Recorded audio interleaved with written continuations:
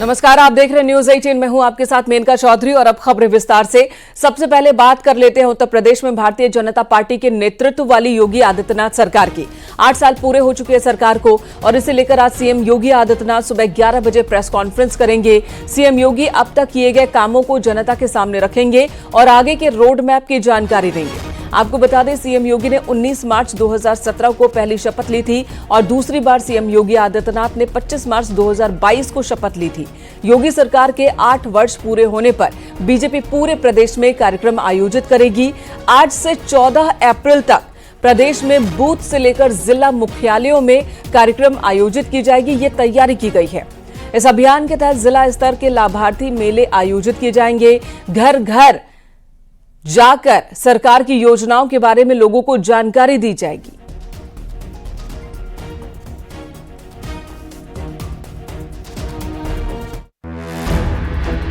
No curfew no दंगा, UP में है सब चंगा। 25 मार्च 2025 को योगी आदित्यनाथ सरकार सत्ता में 8 साल पूरे कर लेगी। उत्तर प्रदेश के सबसे लंबे समय तक सेवा देने वाले मुख्यमंत्री के रूप में एक ऐतिहासिक उपलब्धि होगी।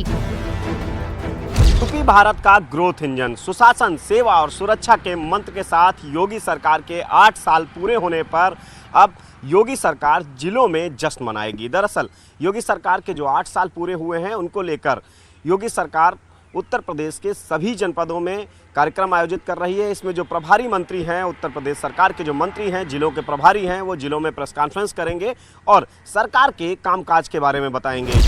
सरकार इस अवसर को विशेष कार्यक्रमों और नई नीतिगत घोषणाओं के साथ मनाने की तैयारी कर रही है। योगी सरकार के 8 साल पूरे होने पर सभी 75 जिलों में सरकार की ओर से कार्यक्रम आयोजित किए जाएंगे। सीएम योगी लखनऊ में प्रेस कॉन्फ्रेंस करेंगे। इसके बाद 3 दिन 25 से 28 मार्च तक अलग अलग कार्यक्रम होंगे। जिलों में योगी सरकार के 4 मंत्रियों की प्रेस कॉन्फ्रेंस आयोजित की जाएगी। सभी कार्यक्रमों को केंद्र सरकार की 10 साल की कामयाबी से जोड़कर यूपी भारत सरकार का ग्रोथ इंजन की थीम को लेकर केंद्र में रखते हुए भव्यता के साथ आयोजित किया जाएगा। टेक्सटाइल के लिए जो उत्तर प्रदेश सरकार की पॉलिसीज है 2017 की, उसके बाद 2022 की, इसमें सरकार ने बहुत सारी सुविधाएं उपलब्ध करवाई हैं अपने इन्वेस्टर के लिए। तो इन्वेस्टर के लिए गवर्नमेंट की पॉलिसी भी है, हमारे पास लैंड बैंक भी है, कनेक्टिविटी भी है और कानून व्यवस्था की बेहतरीन स्थिति भी उत्तर प्रदेश के अंदर है, जो आपको न केवल सुरक्षा प्रदान कर रहा है बल्कि आपकी पूंजी को भी पूरी तरह सुरक्षा प्रदान करता है। बीच के उस काले अध्याय को छोड़ दिया जाए जब सब कुछ उत्तर प्रदेश की उन अनंत संभावनाओं को एक प्रकार से बाधित कर दिया गया था, उसके सामने बैरियर खड़े कर दिए गए थे। आज उससे उभर करके आगे बढ़ चुका है। उत्तर प्रदेश की योगी सरकार ने अपने 8 साल के कार्यकाल में कई फ्रंट पर इतिहास रचा।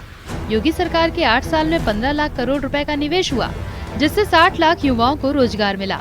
प्रदर्शनियां लगेंगी कि आखिर उत्तर प्रदेश सरकार और केंद्र सरकार ने किस तरीके से उत्तर प्रदेश में काम किए गए, आम जनता को किस तरीके से लाभ हुआ और उत्तर प्रदेश के हर वर्ग को किस तरीके से सरकार ने फायदा पहुंचाया। इन सभी मुद्दों को लेकर प्रेस कॉन्फ्रेंस होंगी और 3 दिवसीय जश्न का कार्यक्रम उत्तर प्रदेश के हर जनपद, हर विकास खंड पर चलेगा। योगी सरकार ने defence, medical, road development, agriculture जैसे तमाम क्षेत्रों को लेकर धरातल पर मेहनत की। पिछले 8 बरस में योगी सरकार के राज में उत्तर प्रदेश ने उत्सव प्रदेश का सफर तय किया। न्यूज 18 के लिए ब्यूरो रिपोर्ट। संभल में पिछले साल 24 नवंबर को हुई हिंसा के मामले में सबसे बड़ी गिरफ्तारी हुई। पुलिस की विशेष टीम ने शाही जामा मस्जिद के सदर जफर अली को गिरफ्तार किया। तकरीबन 4 घंटे तक पूछताछ के बाद सैयद जफर अली को कोर्ट में पेश किया गया, जिसके बाद जफर की जमानत अर्जी खारिज करते हुए अदालत ने उन्हें जेल भेज दिया। हालांकि पेशी के दौरान जफर अली ने आरोपों को खारिज किया। जामा मस्जिद के जफर अली के ऊपर भीड़ को हिंसा के लिए उकसाने के आरोप है। संभल हिंसा केस में अब तक कोर्ट ने एक भी आरोपी को जमानत नहीं दी है। गिरफ्त में है 80 आरोपी जो कि जेल में है। कोर्ट ने अब तक तकरीबन 115 जमानत अर्जी खारिज की है।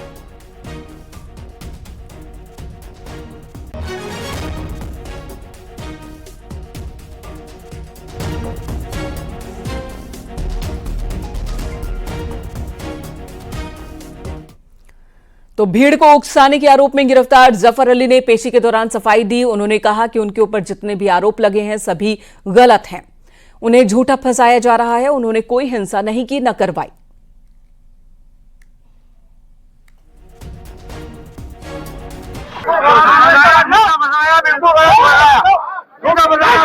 क्या दंगा आपने भड़काया था? में लाया गया है कि वो गलत साक्ष्य पेश कर रहे हैं। पीसी जो करी थी, पीसी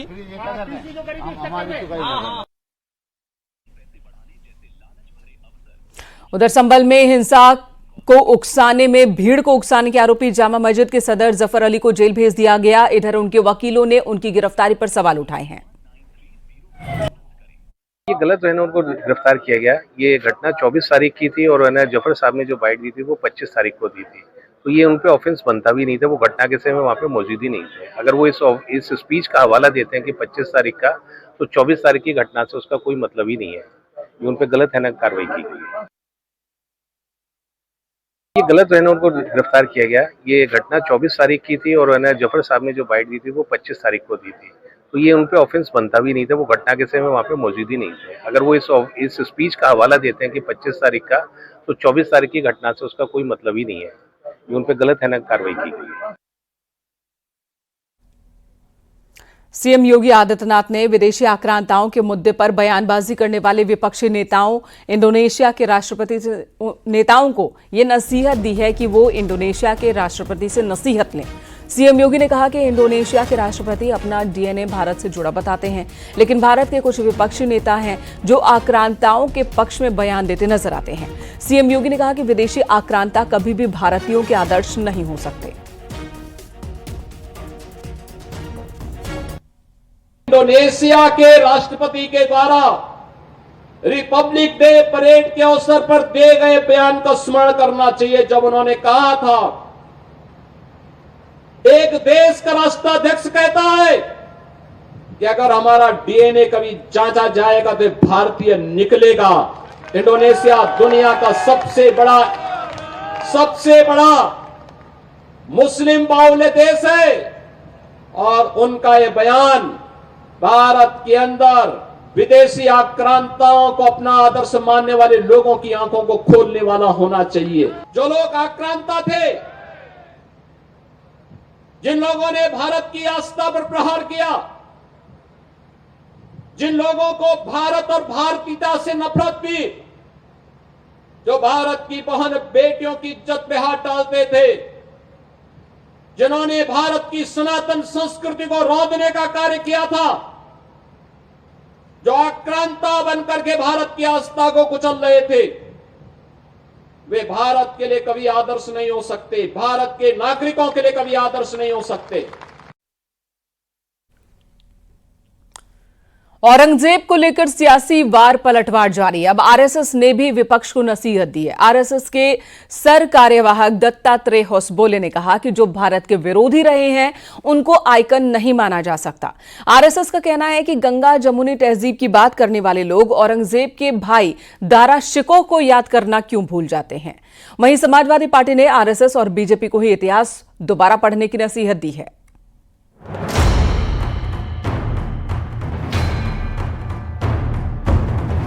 कि जो महान नहीं था उसको महान नहीं इतिहास ने लिखा है, जो महान कार्य थे उनका ही विश्लेषण किया गया है। इंडोनेशिया दुनिया का सबसे बड़ा मुस्लिम बाहुल्य देश है और उनका ये बयान भारत के अंदर विदेशी आक्रांताओं को अपना आदर्श मानने वाले लोगों की आंखों को खोलने वाला होना चाहिए। औरंगजेब पर छिड़े घमासान के बीच आरएसएस के सर कार्यवाह दत्तात्रेय होसबोले ने औरंगजेब का समर्थन करने वालों पर करारा प्रहार किया है। उन्होंने कहा कि कुछ लोगों ने दारा शिकोह की जगह औरंगजेब को अपना आदर्श मान लिया, जबकि ऐसा नहीं होना चाहिए था। भारत में क्या हो गया है, औरंगजेब के भाई दारा शिकोह को आइकॉन नहीं बनाया। जिन लोगों ने गंगा जमुनी संस्कृति वगैरह कहते हैं, उन्होंने कभी दारा शिकोह को सामने लाने का प्रयत्न किया नहीं। तो इसलिए मुद्दा यह है, भारत में क्या भारत के यहाँ के इथोस के विरुद्ध चले हुए व्यक्ति को उनके नाम से आइकॉन बनाकर चलना है, या भारत के यहाँ के मिट्टी, यहाँ के संस्कृति, यहाँ की परंपरा के साथ जो लोग रहे हैं उनको आइकॉन बनाना है। सीएम योगी ने विदेशी आक्रांताओं के मुद्दे पर बयानबाजी करने वाले विपक्षी नेताओं को इंडोनेशिया के राष्ट्रपति से नसीहत लेने को कहा। सीएम योगी ने कहा कि इंडोनेशिया के राष्ट्रपति अपना डीएनए भारत से जुड़ा बताते हैं, लेकिन भारत के कुछ विपक्षी नेता आक्रांताओं के पक्ष में बयान देते नजर आते हैं। एक देश का राष्ट्राध्यक्ष कहता है कि अगर हमारा डीएनए कभी जांचा जाएगा तो भारतीय निकलेगा। इंडोनेशिया दुनिया का सबसे बड़ा मुस्लिम बाहुल्य देश है और उनका ये बयान भारत के अंदर विदेशी आक्रांताओं को अपना आदर्श मानने वाले लोगों की आंखों को खोलने वाला होना चाहिए। समाजवादी पार्टी ने आरएसएस के बयान पर निशाना साधा है। मुगलों को महान बताते हुए बीजेपी आरएसएस की सोच पर सवाल उठाए हैं।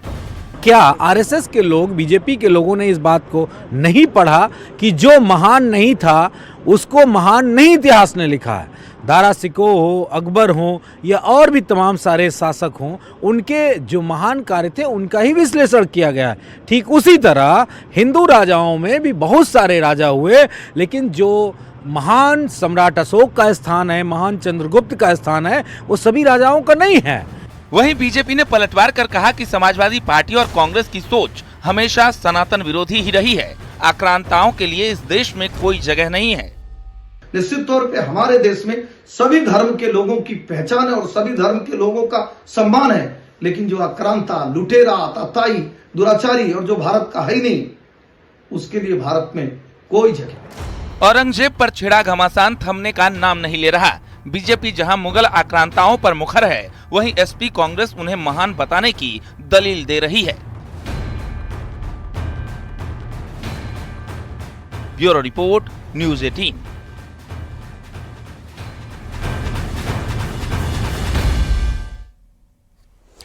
इधर मेरठ का सौरभ हत्याकांड इस समय सुर्खियों में है। न्यूज़ 18 ने सौरभ हत्याकांड की मुख्य आरोपी मुस्कान के माता पिता से बातचीत की और इस दौरान मुस्कान के माता पिता ने मुस्कान और साहिल को लेकर कई बड़े खुलासे किए। खास बातचीत के लिए मौजूद है मुस्कान के पिताजी और मुस्कान की माताजी। स्वागत है आपका न्यूज़ 18 पर। पंकज जी, आप क्या कहेंगे इस पूरे केस को लेकर? प्रमोद जी, आप क्या कहेंगे इस पूरे केस को लेकर? और ये पूरा मामला समूचे देश में सुर्खियों का विषय बना हुआ है। मुस्कान जेल जा चुकी है, साहिल भी जेल जा चुका है। इस मामले में आप अपना पक्ष क्या रखना चाहते हैं, क्या कहना चाहते हैं? जो हुआ है बहुत दुखदाई है जी, और इसमें क्या पक्ष रखूं मैं अपना? मेरे बच्चे से गलती हुई है, मैं तो अपने आप से मान रहा हूँ ये गलती। जो जांच हो रही है इससे आप संतुष्ट हैं? हाँ जी, इससे संतुष्ट हूँ जी। पुलिस ने अपना पूरा बखूबी काम करा है, अच्छी तरह से कर रहे हैं, अभी तक वो लगे हुए हैं, अच्छा काम हो रहा है। आप लोग अपनी बेटी के लिए पैरवी करेंगे, कोई वकील हायर करेंगे? नहीं जी, मैं उससे कोई वकील नहीं करूँगा उसके लिए। वो जो मैं बोल रहा हूँ उस पर कायम रहूँगा, उसके खिलाफ ही गवाही दूंगा जी। वो बच्चा मेरा है, मैं मानता हूँ, पर गलती उसकी ऐसी है जो मेरी फीलिंग भी ख़त्म हो गई है उसमें। और जो बच्चा गया है मेरा दामाद, वो बहुत बढ़िया था। अब उस लड़की के लिए कोई फीलिंग नहीं है। मैं उसके ना तो वकील करूंगा ना उसके लिए लड़ूंगा। मुस्कान के स्वभाव के बारे में बताएं, उसका बचपन कैसे बीता और ये जो परिवर्तन हुआ ये क्यों हुआ? बचपन से और आज तक मैंने उससे बहुत प्यार करा है, बहुत चंचल है वो, और उससे मैं लगाव बहुत ज़्यादा है। पूरे परिवार से इतना नहीं था जितना उससे है, पर अब वो लगाव ख़त्म हो चुका है। लड़की सही थी, अच्छी थी, परिवार को बनाने वाली थी। कहते हैं ना खाना बनाना नहीं आता, उस जैसा तो कोई खाना ही नहीं बनाता। अच्छी लड़की थी पर उसकी संगत खराब हो गई। इस लड़के ने सब कुछ बिगाड़ दिया, जो साहिल ने सब कुछ बिगाड़ दिया। उसे नशे की लत लगा दी और तंत्र मंत्र जो है वो सब इसी ने करवा दिया उससे। और जो ये लड़का नहीं होता तो शायद अभी सब कुछ सही चल रहा होता, जैसे पहले चलता हुआ आया सही चल रहा होता सब कुछ। रोने वाली जो कहावत है वो शायद ऐसे ही मौकों के लिए है कि खून के आंसू रुला दिए बेटी ने, क्या कहेंगी? सही में खून के आंसू रुला दिए। जिंदा लाश है हम इस टाइम, बोलने लायक नहीं है कि मतलब विश्वास भी नहीं हो रहा कि हमारा घर का नॉर्मल मिडिल क्लास फैमिली का बच्चे ने ऐसे करा है। आपको लगता है कि क्रिकेट के सट्टे की बात जो आ रही थी कि क्रिकेट के सट्टे में भी पैसा लग रहा था, तो ये फाइनेंस की वजह से ये सारा षड्यंत्र साहिल ने मुख्य आरोपी के रूप में रचा? यह सब हमें नहीं पता, सट्टे वगैरह का हमारे फैमिली में दूर दूर तक ये चीजें नहीं होती। नहीं लगाया किसने सट्टा? हमने नहीं, साहिल ने। हाँ, वो चीज हमें नहीं पता इस चीज का। अच्छा, पीहू की कैसी स्थिति है? पीहू बिटिया कैसी है? देखिए, वो 6 साल की छोटी बच्ची है, अपनी फीलिंग्स एक्सप्रेस नहीं कर सकती। बच्चा है, खेल रही है, कूद रही है, लेकिन माइंड में उसके क्या चल रहा है पता नहीं चल रहा। रात रात में देर से सो रही है, 2-3 बजे। बारे में पूछती? पापा के लिए पूछती है, कहीं ना कहीं उसे पता है। मैं उससे बात करती हूँ, लंदन चले गए, तो कह रही है नहीं मम्मी भगवान की। अच्छा, माँ के बारे में? मम्मी को ज्यादा मिस कर रही है। मम्मी ज्यादा मिस कर रही है।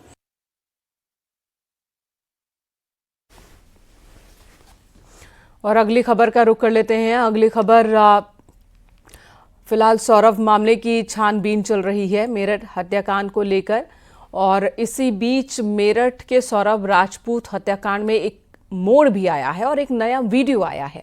मौत से पहले सौरभ शॉपिंग करता नजर आया। बेटी को बर्थडे पर कपड़े दिलवाए थे सौरभ ने, और उसी दौरान शॉपिंग के दौरान का ये वीडियो है। पत्नी मुस्कान साथ नहीं थी जब वो बेटी के साथ शॉपिंग कर रहा था। बेटी के बर्थडे पर सौरभ के डांस का वीडियो भी वायरल हुआ है। 24 फरवरी को जहां एक तरफ मुस्कान का बर्थडे था, तो उससे 3 दिन बाद ही बेटी का बर्थडे था पीहू का, जो सेलिब्रेट किया था सौरभ ने, और उसके लिए शॉपिंग करते हुए उसका एक वीडियो वायरल हो रहा है।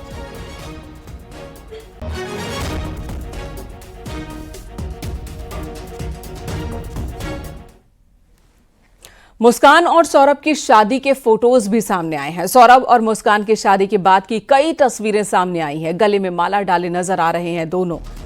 ये तस्वीरें हैं जब मुस्कान और सौरभ की शादी हो गई थी। दर्दनाक अंत एक लव स्टोरी का हुआ, एक शादी का हुआ, जिसके बाद पुलिस ने दोनों ही आरोपियों को गिरफ्तार कर लिया है। एक तरफ अदालत में मामले की सुनवाई चल रही है। पुलिस फिलहाल इस मामले की तहकीकात कर रही है। ये मामला बहुत ही पेचीदा नजर आ रहा है। दूसरी तरफ कई तस्वीरें अब सामने आ रही हैं सौरभ मुस्कान की, साथ ही मुस्कान साहिल की।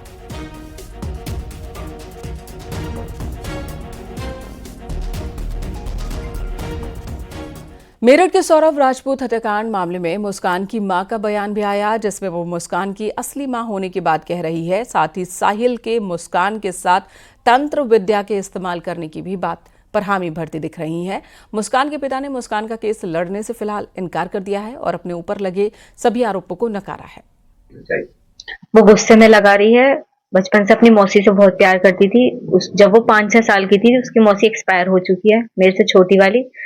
तो उसके दिमाग में ये है कि मेरी मम्मी वही थी। छोटा बच्चा मन में कुछ भी कहानी गढ़ ले, वो अब उसके माइंड में वो घर कर रहा है या क्या कर रहा है वो हमें नहीं पता। वो अपनी मम्मी को बहुत याद कर रही है, पापा को भी याद कर रही है। मम्मी को ज्यादा इसलिए याद कर रही है कि उसके दिमाग में कहीं ना कहीं है कि मेरे पापा भगवान जी के पास चले गए हैं, क्योंकि जब ये मैटर सुबी ने हमें बताया था वो वहीं आसपास खड़ी हुई थी। हाँ, उसको मैनिपुलेट करा गया है, मुस्कान को मैनिपुलेट करा गया है। उस लड़के ने फुल मैनिपुलेट करा है। उसने कोई कर्ण पिशाचनी की क्या बात की थी? केवल मुझसे उसने मैसेज करके पूछा था, मम्मी आप करण पिशाचनी के बारे में जानते हो? तो मैंने कहा नहीं, मैं कुछ नहीं जानती। तो उन्होंने मुझसे आके ये कहा था कि मम्मी मैं आके बताऊं, मैं आपको लिख के बताऊंगी। तो लेकिन जब उसने आते ही हमें ये शॉकिंग भरी बात बताई, हम उससे कुछ पूछ नहीं पाए क्या है क्या नहीं, और वो वहां से चली गई। क्या आप मुस्कान का केस लड़ेंगे? इसमें लड़ने वाली बात ही नहीं है जी, वो लड़ने लायक है नहीं हम।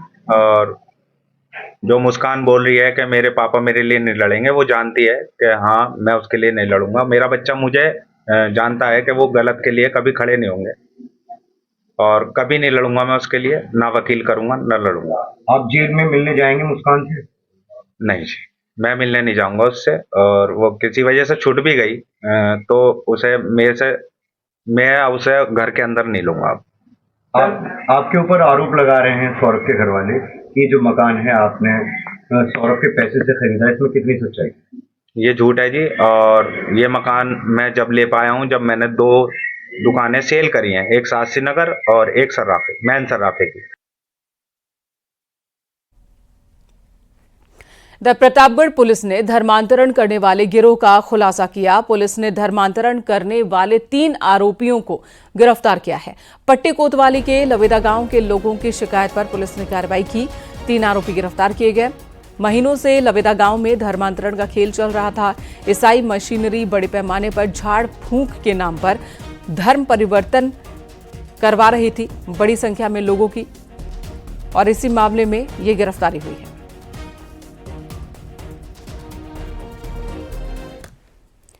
यहां रुकेंगे एक ब्रेक के लिए। खबरें ब्रेक के बाद भी जारी हैं।